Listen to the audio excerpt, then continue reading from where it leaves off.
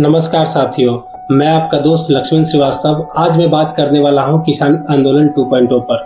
दोस्तों, ये वीडियो भले ही देर से आ रही है, पर मैं आपको एक बात पहले बता दूं। इस वीडियो को देर से लाने का मकसद मात्र एक था कि मैं इस पूरे किसान आंदोलन का आपको गणित समझा सकूं।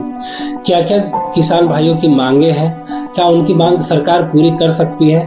दोस्तों, अगर आप इस वीडियो के एंड तक बने रहेंगे तो आपको पूरी अच्छे से समझ में आएगी कि क्या किसान की मांग पूरी की जा सकती है, ये मैथमेटिकल कितना पॉसिबल है, और अगर नहीं है तो हमारे सरकार इसमें क्या क्या कदम उठा। किसानों का यह आंदोलन हर घर में देखा जा रहा है। इसके बारे में बात हो रही है। पुलिस और किसानों के बीच संघर्ष की तस्वीरों पर लोगों की राय बढ़ रही है।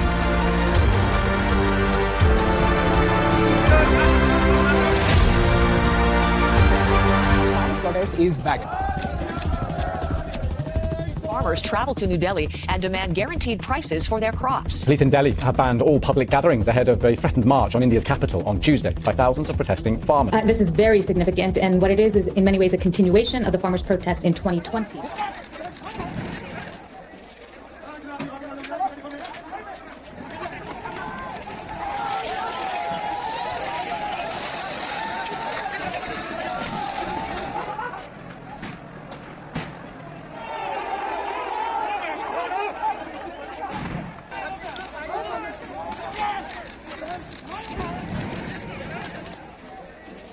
इस समय तो जब लोकसभा का कार्यकाल समाप्त हो गया है तब कानून की मांग थोड़ी तकनीकी दृष्टि से विचित्र है, क्योंकि अब तो चुनाव की सूचना जारी होने वाली, तो सरकार कोई कानून बनाना भी चाहे तो नहीं बना सकती। तो मुझे लगता है कि जो लोग ये मांग कर रहे हैं उन्हें इस बिंदु पर विचार करना चाहिए कि जो उनकी मांग है वो आज लीगली पॉसिबल भी नहीं है। और जो इंडिया की सरकार आएगी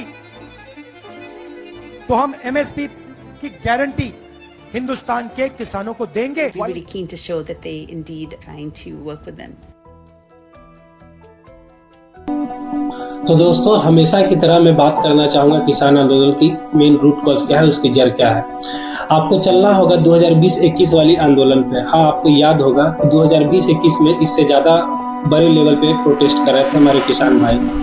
उसका एकमात्र कारण था हमारे मोदी सरकार यानी भारत सरकार का 3 तरह का कृषि कानून बिल लाना।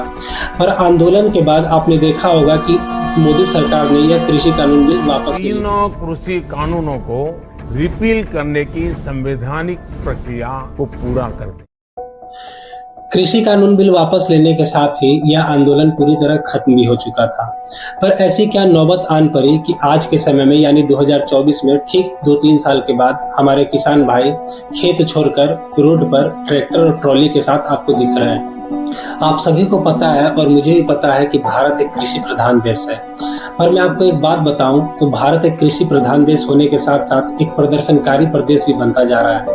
एक डेटा की बात की जाए तो मैं आपको बात बताऊं तो दिल्ली में रोज करीबन 23 विरोध प्रदर्शन होते हैं, और विगत वर्षों में यानी बीते हुए वर्ष 2023 में दिल्ली के एक डेटा की बात की जाए तो पूरे एक साल में यानी 2023 में 2041 विरोध प्रदर्शन हुए हैं। पर दोस्तों, मैं इसमें ज़्यादा डीप ना बात करके मैं अपने टॉपिक पे बात करूंगा कि दिल्ली में इतने विरोध प्रदर्शन होते क्यों हैं। आपने देखा होगा कि तमाम तरह के विरोध प्रदर्शन होते रहते हैं।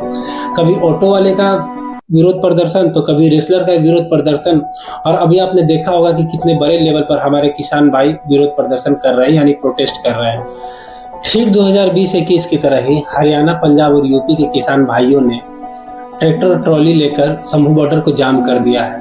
हजारों की संख्या में आपने देखा होगा कि दिल्ली चलो का लोग नारा लगा रहे हैं। जितने भी किसान भाई हैं उनको ये कहना है कि उनकी जो भी मांगे उनको पूरी की जाए। पर वही अगर दिल्ली सरकार की बात की जाए, भारत सरकार की बात की जाए, तो उन सभी को यह डर है कि जैसा दिल्ली का हाल 2020-21 में हो चुका था, बहुत बुरी हालत हो चुकी थी वहाँ की।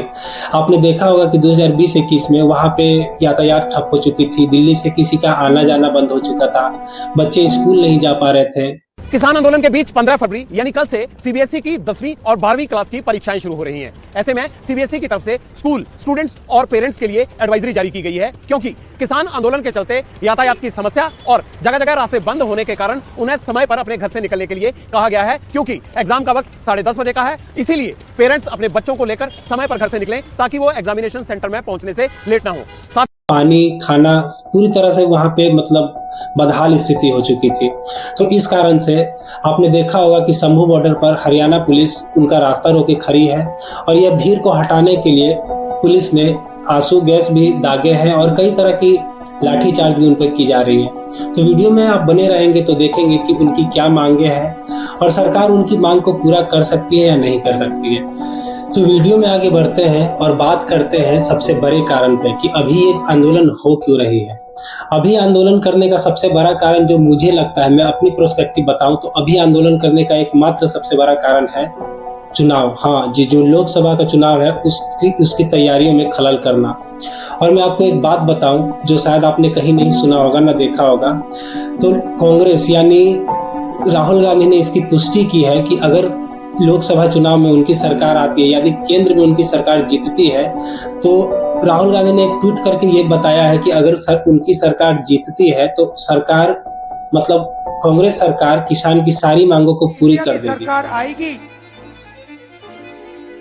तो हम एमएसपी की गारंटी हिंदुस्तान के किसानों को देंगे। तो दोस्तों ये थी कांग्रेस सरकार की बात कि आखिर कांग्रेस सरकार ने अपने राजनीतिक फायदों के लिए किसान भाइयों को कैसे भड़काया है। पर बात करते हैं किसान भाई की आंदोलन के पीछे सबसे बड़ी कारण क्या है, उनकी क्या सच में जो मांगे हैं वो जायज है। आखिर वो मांग जायज है तो मोदी सरकार यानी भारत सरकार उनकी मांग क्यों नहीं पूरा कर सकती है, और यह मांग जो उनकी है वो सच में क्या पूरा किया जा सकता है। दोस्तों इस आंदोलन को बहुत लोग देख रहे हैं, कई लोग टीवी पे, लैपटॉप पे और मोबाइल पे भी, और काफी सारे लोगों को ये नहीं पता है कि उनकी मांगे क्या है। जी हाँ, उनकी कुछ मांगे हैं। उनकी मांग एक नहीं दो नहीं, मैं सच बताऊं तो उनकी कुल मांग 12 हैं। और जिस मांग को लेकर वो सबसे ज्यादा आक्रोशित है, वो सबसे ज्यादा धरने विरोध प्रदर्शन कर रहे हैं, वो सबसे पहला उनका मांग है एमएसपी यानी मिनिमम सपोर्ट प्राइस। जिन लोगों को एमएसपी नहीं पता उन लोगों को मैं सबसे सिंपल वे में बता दूं कि एमएसपी यानी मिनिमम सपोर्ट प्राइस सरकार द्वारा ये एक ऐसी तय की गई मूल्य है जिससे कम में सरकार वो फसल या फिर जो भी एमएसपी तय की गई फसल है उससे नीचे वो फसल नहीं खरीद सकती है सरकार। एक एग्जाम्पल के तौर पर, एक उदाहरण स्वरूप आप ऐसे समझ सकते हैं, जैसे आप मान लें कि ये एक एमएसपी प्रोडक्ट है, इस पे सरकार ने एमएसपी तय कर दिया है और इसकी एमएसपी 20 रुपए है। तो सरकार जब इसकी एमएसपी 20 रुपए तय कर दी है तो इसे सरकार 20 रुपए से कम में कभी खरीद ही नहीं सकती है, चाहे इसकी दाम मार्केट में 5 हो, 10 हो, 15 हो या 19 हो। सरकार को इसके लिए उसको 20 रुपए देनी होगी क्योंकि इसका एमएसपी तय 20 रुपया हो चुका है। तो एमएसपी यही है कि किसान भाइयों का यही मांग है कि उन्हें जो भी फसल है उन पे एक एमएसपी तय की जाए। तो सबसे पहला मांग सरकार किसान का यही है सरकार के लिए कि उनके जो भी फसल होते हैं उन पे एक एमएसपी उनको तय की जाए, उनकी एक मूल्य एमएसपी पे तय कर दी जाए। एमएसपी को थोड़ी और डीप से जाने तो एमएसपी वर्ष 1960 में पहली बार भारत सरकार द्वारा ही लाई गई थी। इसको लाने का सबसे सिंपल और सबसे बड़ा कारण यही था कि जैसे उस समय फसल उगाने में कोई इंटरेस्टेड नहीं थे और भारत में भूखमरी की भी संकट जैसी थी, जैसे यहाँ फसलों की कमी थी, तो भारत सरकार ने एक एमएसपी स्कीम लाई। लोगों में यह डर था कि अगर वो कृषि कर ज्यादा से ज्यादा फसल उगाते हैं तो उनका फसल खरीदेगा कौन। भारत सरकार ने यह डर उनसे दूर करने के लिए एक एमएसपी स्कीम लाई। अगर वो फसल उगाते हैं और उसकी फसल मार्केट में कोई नहीं खरीदता है तो भारत सरकार एमएसपी पे वो फसल उनसे मतलब किसान भाइयों से वो फसल खरीद लेंगे। तो एमएसपी लाने का सबसे बड़ा कारण यही था कि भारत में ज्यादा से ज्यादा कृषि को प्रमोट करना, और इसी समय ग्रीन रेवोल्यूशन का भी टेक्निक यूज किया गया था, यानी हरित क्रांति को भी बढ़ावा दिया गया था। तो एमएसपी लाने का सबसे बड़ा कारण यही था कि ज्यादा से ज्यादा लोगों को एग्रीकल्चर की तरफ इंटरेस्ट करना, मतलब मोटिवेट करना। तो दोस्तों आपके मन में अब ये सवाल जरूर आ रहा होगा कि किसान भाइयों की ये मांग सरकार पूरी क्यों नहीं कर रही है, आखिर किसान को क्यों इतने समय से परेशान करके रखा है सरकार ने। तो मैं आपको एक सिंपल बात बताऊं, और इस पे मैं ये बोलने से पहले मैं ये जरूर बोलना चाहूँगा कि ठीक ठाक रिसर्च करने के बाद, काफ़ी सारे एक्सपर्ट लोगों की बात सुनने के बाद और एक बिजनेस टुडे छपी एक रिपोर्ट के अनुसार मैं आपको एक बात बता दूं कि किसान की कुल 12 मांगे हैं और जो सबसे बड़ी मांगे हैं वो है पहली एमएसपी। सरकार को एमएसपी की ही मांग पूरी करने में बहुत प्रॉब्लम है, बहुत समस्या आएगी और जो सबसे बड़ी प्रॉब्लम है वो है पैसा। दोस्तों मैं एक बात बता दूं कि अगर सरकार एमएसपी की ही मांग पूरी करती है तो उन्हें लगभग 10 लाख करोड़ रुपए लग जाएंगे। और मैं आपको एक बात बता दूं, जो इस साल 2024 में जो इंटरिम बजट में जो इंफ्रास्ट्रक्चर बजट पास हुई है उनकी कुल वैल्यू ही 11 लाख करोड़ है। तो आप ऐसे समझ सकते हैं कि ये 10 लाख करोड़ कितनी बड़ी रकम है, ये इतनी आसान नहीं है। और दूसरी जो सबसे बड़ी प्रॉब्लम है कि अगर सरकार पूरी फसल खरीद भी लेती है तो वो रखेगी कहाँ, इतना जगह सरकार के पास है कहाँ से। ऐसे और भी कई छोटे और बड़े प्रॉब्लम है जो एमएसपी को पूरा करना शायद सरकार के लिए पॉसिबल है ही नहीं। अभी भी काफी सारे भाइयों को ऐसा लग रहा होगा कि किसान की मांग सरकार को पूरी कर देनी चाहिए, पर मैं आपको बता दूं कि अगर सरकार किसी भी हालत में उनकी मांग पूरी करती है तो आपको ये समझना होगा कि ये पैसे और कहीं से नहीं, आपके और मेरे जेब से ही ली जाएगी। सरकार को डायरेक्ट इनडायरेक्ट टैक्स बढ़ाना पड़ जाएगा और जितने भी इंफ्रास्ट्रक्चर के काम हो रहे हैं जैसे स्कूल, कॉलेजेस और कई मतलब डेवलपमेंट चीज हो रही है उन्हें रोक दी जाएगी या फिर उन्हें एक्सटेंड कर दिया जाएगा। और साथ ही डिफेंस बजट को भी कम किया जाएगा। डिफेंस बजट कम करने का मतलब आप समझ सकते हैं कि हमारे जितने भी फोर्सेज हैं उनकी अभी ही क्या हालत है और उनमें से पैसे काटे जाएंगे तो उनकी और कितनी हालत खराब हो जाएगी। 10 लाख करोड़ का खर्च बस एक मांग को पूरा करने में लग जाएगा सरकार को। ऐसे और भी कई 11 मांगे हैं। जो दूसरी सबसे बड़ी मांग है वो है नई पेंशन स्कीम लॉन्च करना। जैसे नई पेंशन स्कीम लॉन्च में ये है कि जो किसान 60 साल से अधिक के हो चुके हैं उन्हें पर मंथ 10,000 रुपया पेंशन के तौर पर दिया जाए।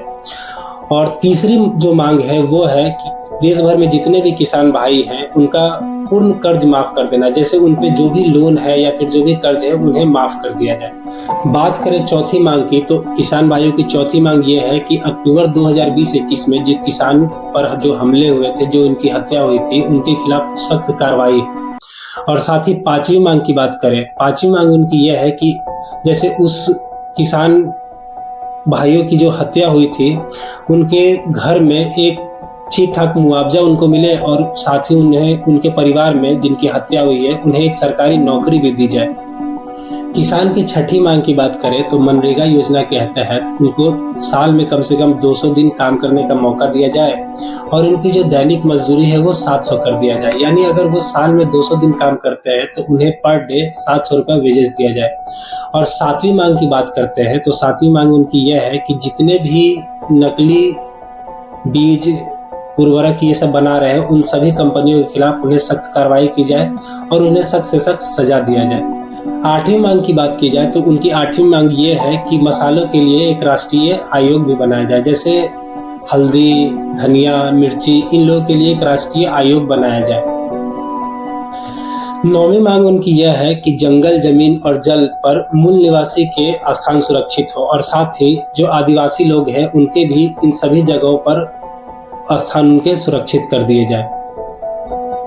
किसान की 10वीं मांग की बात करें तो उनकी 10वीं मांग ये है कि जैसे भारत WTO से यानी वर्ल्ड ट्रेड ऑर्गेनाइजेशन से सभी फ्री ट्रेड एग्रीमेंट को रद्द कर दे। सभी फ्री ट्रेड एग्रीमेंट को रद्द करने से ये होगा कि जो सामान, जैसे जो भारत सरकार जो सामान सस्ते रेट पे खरीद रही है उन्हें किसान से वही सेम चीज महंगे दाम पे खरीदना होगा। 11वीं मांग की बात की जाए तो किसान भाइयों का ये कहना है कि भूमि अधिग्रहण नियम 2013 फिर से लागू किया जाए। अगर उनकी भूमि अधिग्रहण हो जाती है तो उन्हें वो जो भूमि अधिग्रहण हो चुकी है उनका कुल, जैसे अगर किसी भूमि का रेट 10 लाख है तो उसका 4 गुना रकम उन्हें भारत सरकार से मिले, यानी उन्हें 40 लाख दिया जाए उस भूमि के जगह पर। आखिरी मांग यानी 12वीं मांग उनकी यह है कि बिजली विधेयक कानून बिल 2020 को पूरी तरह से रद्द कर दिया जाए। तो वीडियो में अभी तक आपने देखा कि किसान की कुल कितनी मांगे थी और क्या क्या मांगे थी। मैं आपको बताऊं, अगर सरकार एमएसपी से लेकर उनकी कुल 11 मांगों को पूरी करती है तो यह खर्च लगभग 36 लाख करोड़ का बैठता है। और मैं आपको एक फन फैक्ट बताऊं तो हमारी इस देश की कुल बजट, इस साल की कुल बजट 45 लाख करोड़ की है। अब कहने वाले कुछ लोग ये भी कहेंगे कि सरकार को उनकी मांग पूरी कर देनी चाहिए क्योंकि सरकार के पास बहुत पैसा है। तो मैं आपको बता दूं भाई कि ये पैसा कहीं और से नहीं, हमारे और आपके पॉकेट से ही ली जाएगी। जाहिर है मिलने वाली हर वस्तु महंगी कर दी जाएगी, डायरेक्ट और इनडायरेक्ट टैक्स को भी बढ़ा दिया जाएगा। तो आपको यह समझना होगा कि यह मांग कितनी जायज़ है और उन्हें किस तरह से पूरा किया जा सकता है। दोस्तों, हम सबको एक बात बहुत अच्छे से समझने की जरूरत है कि हमें और इन लोगों को बस अपने मांग पे अड़े रहना नहीं होगा, बल्कि मांग की इकोनॉमिक्स भी समझाना सरकार को बहुत जरूरी है।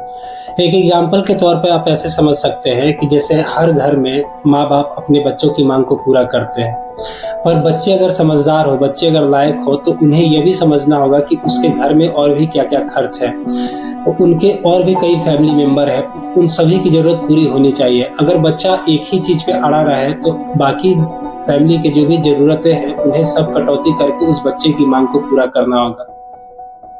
आपको ये भी समझने की जरूरत है कि आखिर देश की सरकार और नागरिक एक परिवार की तरह ही तो है। अगर किसी भी घर में एक प्रॉब्लम होती है तो आराम से बैठकर बात कर कर ही उस प्रॉब्लम की सॉल्यूशन की जाती है। तो सरकार को और किसान को साथ बैठकर के ही समस्या को सुलझाना होगा। ऐसा नहीं कि प्रोटेस्ट करने उतर जाए रोड पर, सरकारी संपत्ति को जलाने लगे, ईंटें पत्थर फेंकने लगे। आपको यह समझने की जरूरत है कि आप जो सरकारी संपत्ति जला रहे हैं उसमें कहीं ना कहीं आपका भी योगदान है, आपकी ही पॉकेट से वो पैसा लिया गया है। एट द एंड मेरी राय यही है कि किसान भाइयों को और सरकार को अच्छे से बैठ के बात करना चाहिए, क्योंकि किसी भी फैमिली में अगर प्रॉब्लम होती है तो बात कर कर ही सॉल्यूशन निकलता है, ना कि मारपीट और उपद्रव कर कर। तो इस वीडियो में मेरी राय यही थी। आपकी क्या राय है हमें कमेंट करके जरूर बताएं, और हाँ, हमें कमेंट करके ये भी बताएं कि आप किस टॉपिक से रिलेटेड वीडियो देखना चाहते हैं नेक्स्ट वीडियो। तो दोस्तों, ये वीडियो यहीं तक थी। मिलते हैं नेक्स्ट वीडियो में, तब तक आप अपने खुद का, अपने फैमिली का ख्याल रखें। मिलते हैं नेक्स्ट वीडियो में। धन्यवाद।